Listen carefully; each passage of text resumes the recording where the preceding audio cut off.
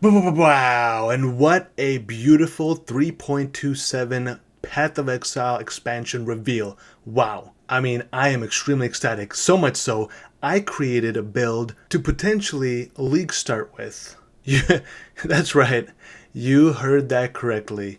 Now, I see what the gears are turning in your head. I see what you're like. Wait a second. You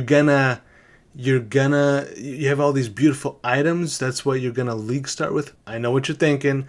These items might be quite inaccessible in the beginnings of the league, all right?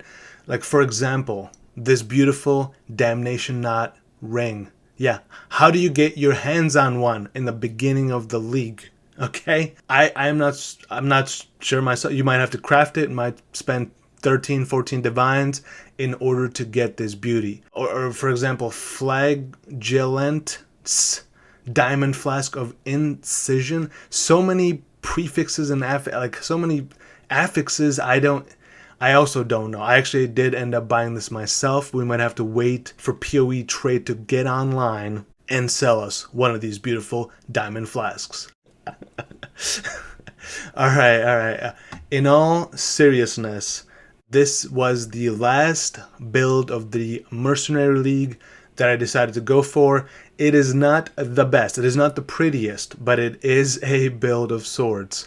What I decided to do was once again take the Shattershard Crimson Round Shield and put it to the test.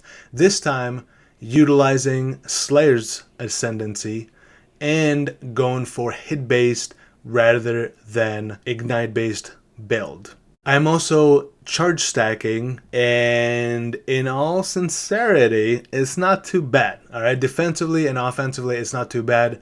The tier 17s are a little rough around the edges, so I would not. If you're gonna, I mean, okay, if you're gonna spend the muns on Progenesis +1 Will Clash helmet, +1 max power charge ruby ring, you're probably not gonna build this beautiful build of mine. But you know what? Maybe on standard, maybe you have some mirrors lying around, and you're like, I'm tired of meta. I'm tired of amazing builds that clear the screen in 0.3 seconds. I want something a little bit slower. Yeah, I want something that will do the deed in tier 16s. Let's go for it. Let me try this beautiful Papa Zero's build and see where it takes me. And you know what, kind person, thank you for trying this build. I appreciate that. Now seriously, if you're gonna build a Shattershard Shield build, you might as well make the Elementalist I made the build prior. But nonetheless, this is considered a build by some. And also, I did provide a POB, and I'm actually going to show it real quick right now. I did make a loose POB for Abyss Stacker, so Abyssal Jewel Stacker, I should say. And so something to kind of consider, if you're going to go and experiment with Shattershard, I feel like there's just quite a few different routes you can take, right? You definitely have to build up your defenses in order to be tanky, in order to be able to take a hit, but then the damage can scale fairly well. But yeah, here real quick, before we get into the gear, you can see on the left hand side, this is the actual build. This is what I'm playing with. So I have about 5k EHP or so, about 1 million damage, and decent amount of ES recovery and life leech and whatnot to keep me alive. Now again, this is kind of loosely made after the fact. 3 million DPS. I did take off Righteous Fire. I did some tweaking as well, but you can see I just put in the test jewel that you would use.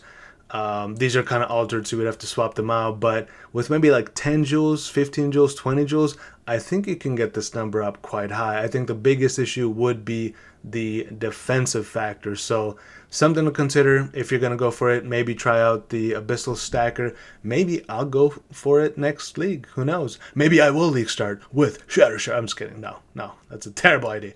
But you never know. Alright, so gear real quick, self-explanatory. I hope Void Battery, +1 Will Clash. We got the +1 Ring.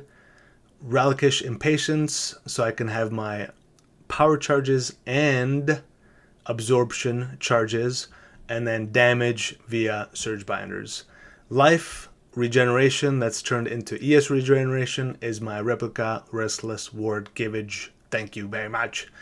And then here our maximum frenzy charges are based on our power charges, and then our endurance charges are based on our frenzy charges thanks to the Slayer Ascendancy. And I decided to use Penance Brand of Dissipation for single target damage. I'm also taking the first to strike, last to fall ascendancy notable. That's champions, I believe. Whenever my life basically falls low enough, I gain adrenaline, which is damage and physical damage reduction. However, if you're gonna play around maybe in, I don't know, solo self-found hardcore, I'm just kidding, hardcore, you could take the Fortitude instead for less damage taken in general. And yeah, short and sweet. I'll see you in 3.27. I don't know what kind of crazy builds I'll make. Hopefully some fantastic ones. Thank you for watching once again, and I'll see you soon next time